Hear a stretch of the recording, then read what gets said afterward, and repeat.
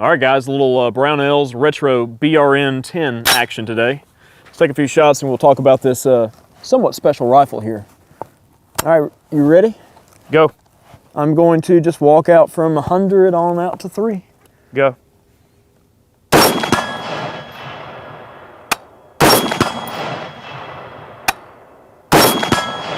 Get out of here. All right. That'll do. 200. Yeah.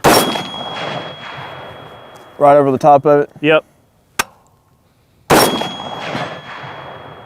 You're in there.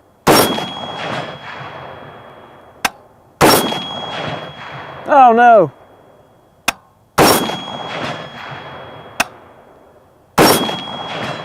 Oh yeah. Highly satisfying. All right, 250. Oh, that thing's tiny. Center mass.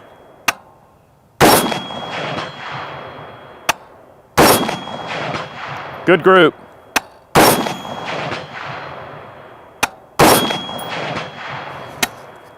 All right, 300.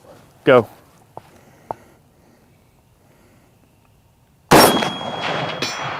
Good. Just to the right. Okay. Center mass.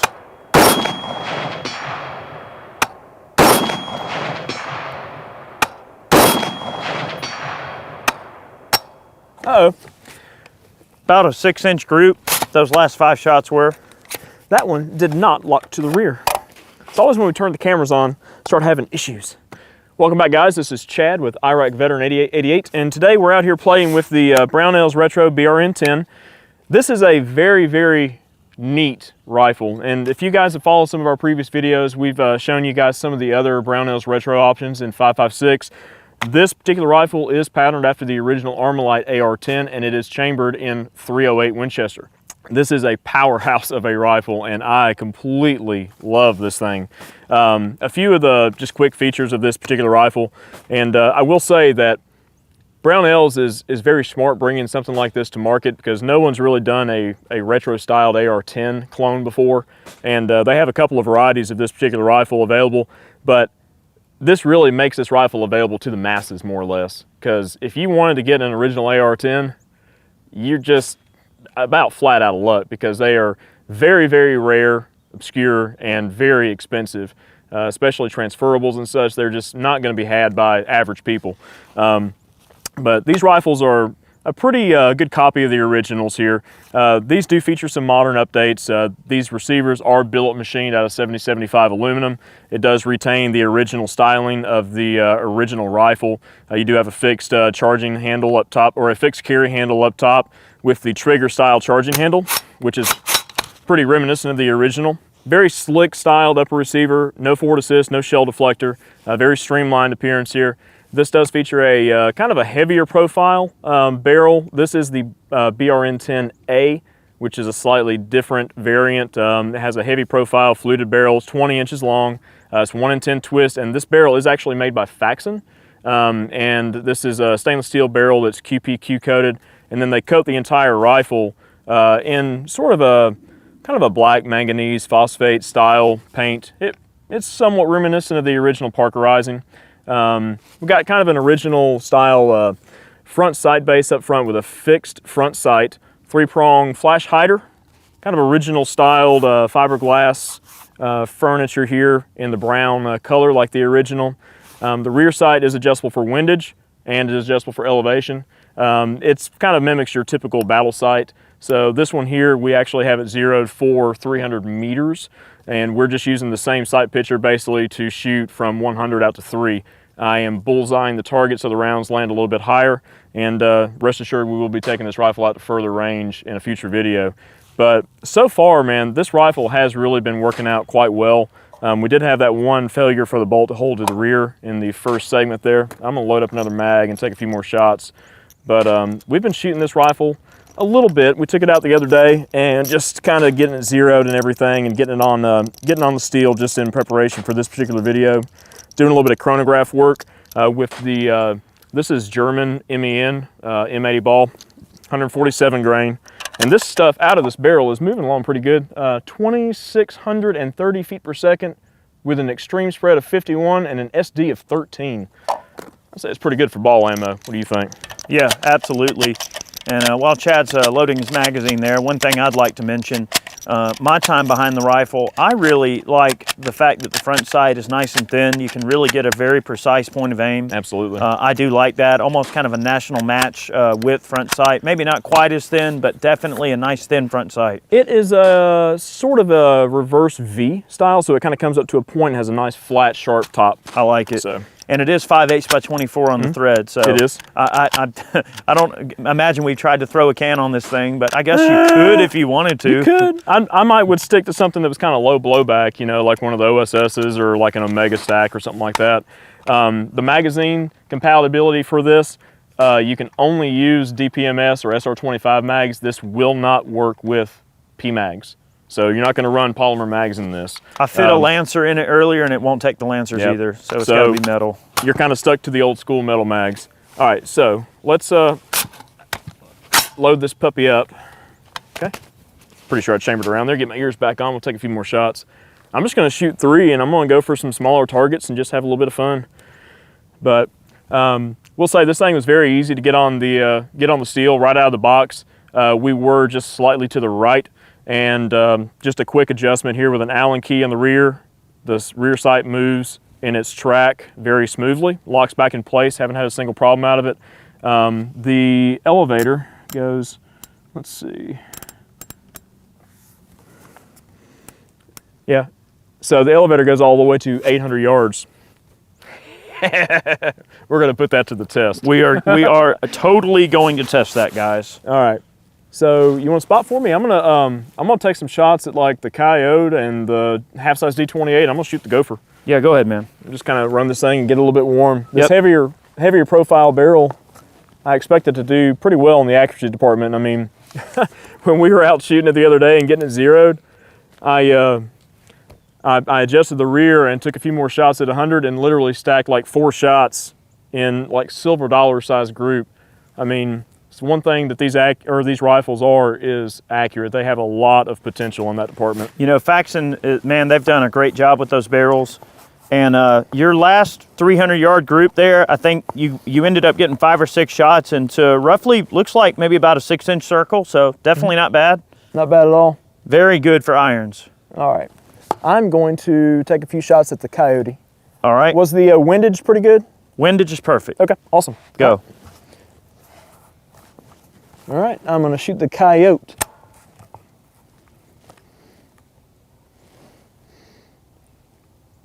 Boy, that thing's tiny. You got him, right in the heart. Right past his head. Yeah. I think I kind of like wiggle over to the right a little bit when I broke that shot. It's got a military trigger. It does. Right in the back of the head. Under the neck.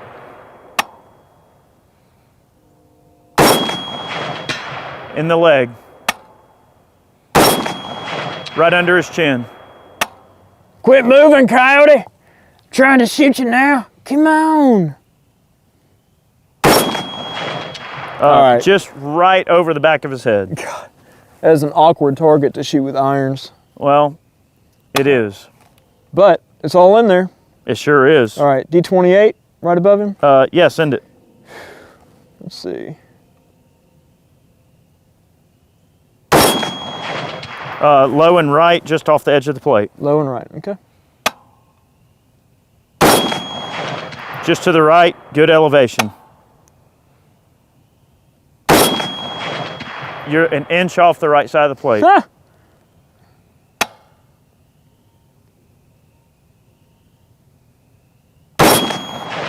Right in the neck. Keep doing that.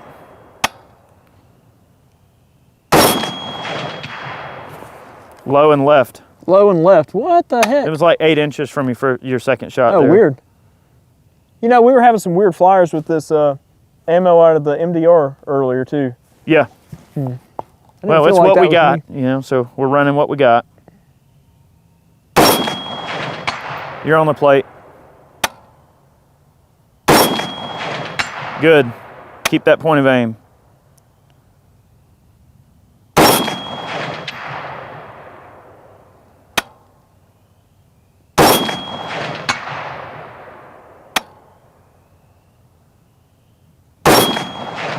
Right in the head. It's hitting a little bit high up there, isn't it? Yeah, it is. Yeah, that first cold bore group you shot on the plate into the first mag, man, it pit the ace, put it right in there. That's what counts, right? I reckon so. We're only going to show that. I'm going to move over to the big plate again and just finish out this mag. That's right. Bigger's better, right? Oh, it's shooting just fine. Right in your same group. Huh. Did not lock to the rear again. It's definitely got some accuracy potential. It does. I know we haven't exactly had a ton of time to do a lot of testing with this particular rifle with match ammo and stuff, but I would imagine probably shoot quite well. This is a great rifle for somebody that likes to shoot high power stuff with irons, and especially if you're wanting that power from the 308. Is this the mag that we were running the other day? Yeah. It is? Yeah. I don't know why it's not locking to the rear this time. Very Weird. odd. Very, very odd. I don't think that ammo's underpowered. I don't think so. I mean, we've shot this. Well, the MDR wasn't locking the rear earlier. No, but it we wasn't. identified that as a gas issue. I don't know. Maybe this ammo is just a little bit on the It could be on the light underpowered side for NATO. All right, we'll let the BRN-10 cool down for a minute. Loaded up some more MEN. We've got some 150 grain Federal I'm going to try as well. This is just standard 150 grain ball ammunition with a cannula on it. I'll take a peek at that. See if the mag doesn't lock to the rear for the or the bolt doesn't lock to the rear for the third time. We'll try the Federal, and we will move on and see what's going on. So far, the thing is shooting very, very well. Is that just regular American Eagle? It is. Gotcha. I figure I'll bring you another sleeve so you can go ahead and just shoot a whole 20 mag. rounds. Cool. Yep. All right. There's the box for it. Thank you, sir. Yep. Ammo fairies.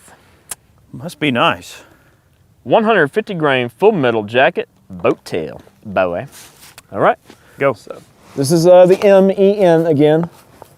I'm gonna try to shoot those 6-inch plates down there at 200 just for fun. Let's see. You ready? Yeah, go ahead. All right, let's see.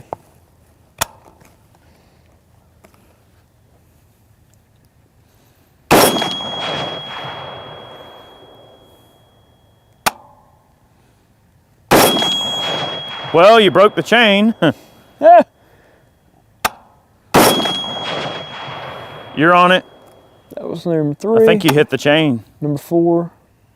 I'm gonna aim just a little bit lower.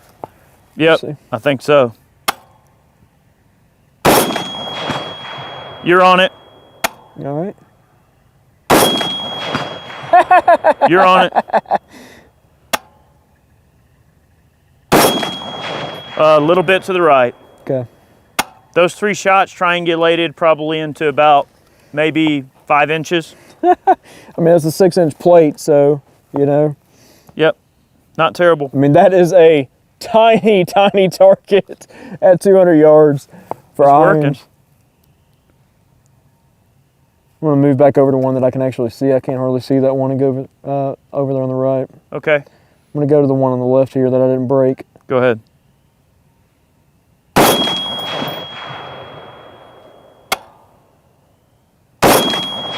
A little low, looks Oh, a like. little low this time. I think. It's hard to see. There we go. Yep, you're way up high on the plate. Okay. Right in there. Okay. Just about the center of the plate.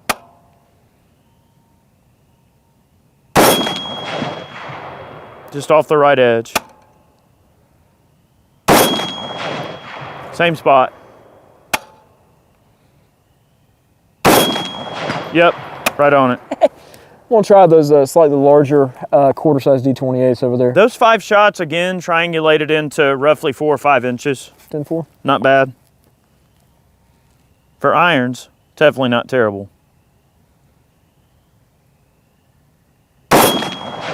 You're low and right, just a scotch. Okay. Yeah, I'm kind of like hovering down there in no man's land below the target, because at 200 it does shoot a little bit higher, because this is kind of like a battle sight 0 for 300 meters. At 100 it'll be a little high, 200 it'll be a little bit higher, and then at 3 it'll kind of drop right back in.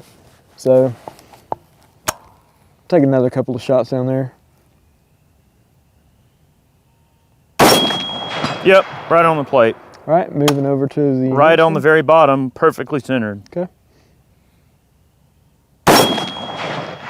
Dadgummit. There we go. All right, number 3.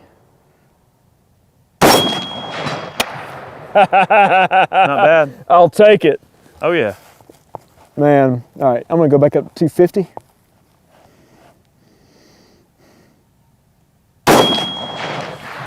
Ah, locked to the rear that time. Huh. All right.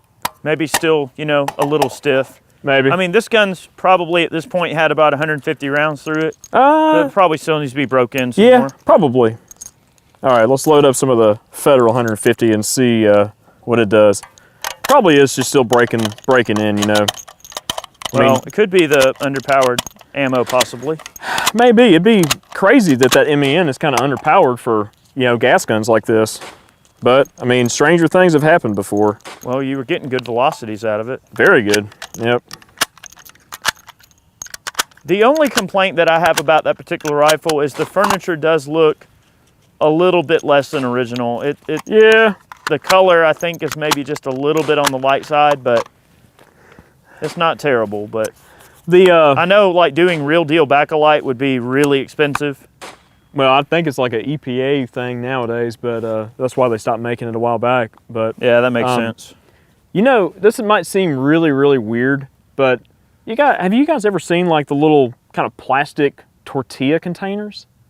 You know what I'm talking about, the brown tortilla containers with the little lid on them and everything. You put your warm tortillas in there and keep them nice and toasty.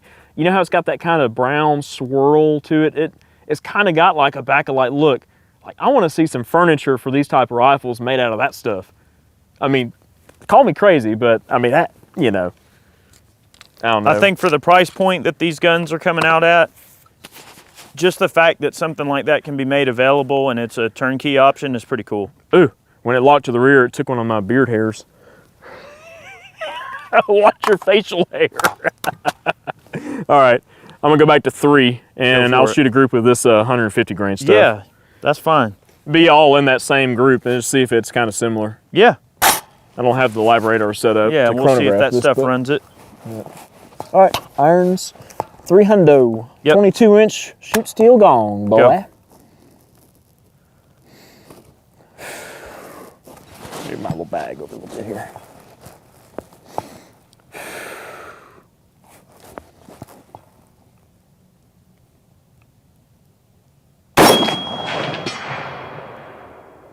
Low right part of the plate. Okay. But you're on it. Well, you literally shot 2 bullets in the same hole. Good. All right, same point of aim. Yeah, just keep it.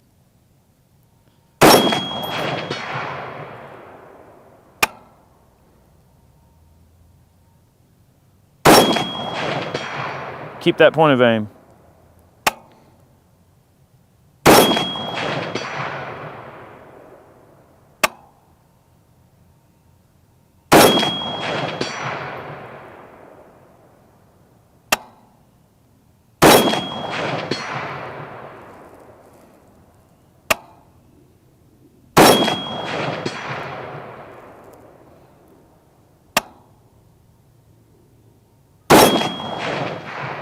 Felt like I pulled that one to the right. Yeah, you did. Okay.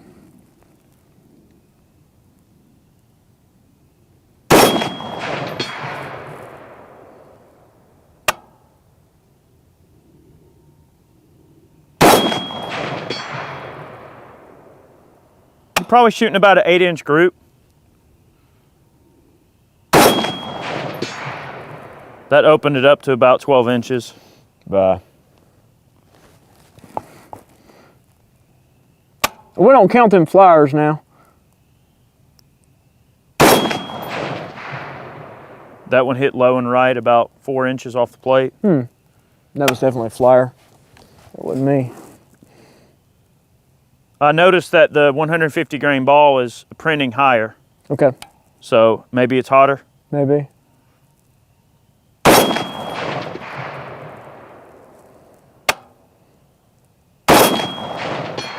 Center mass.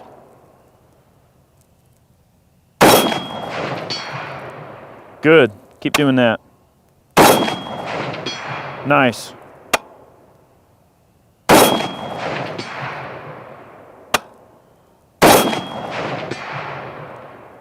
It's in there. Yeah, definitely a stouter load with that American Eagle. Notice that the ejection pattern is a little bit further forward. The MEN was ejecting a little bit more about maybe 3:30 or 4 o'clock. 150 grain Federal about 2 o'clock. So definitely a little bit hotter ammo. No problems with the bolt locking to the rear.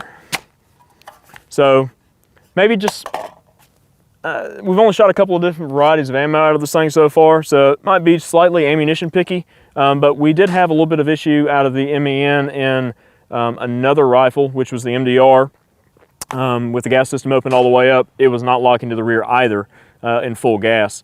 So chalk that up to probably an issue with the MEN, but hopefully you guys enjoyed this quick look, the first look at the BRN-10 here.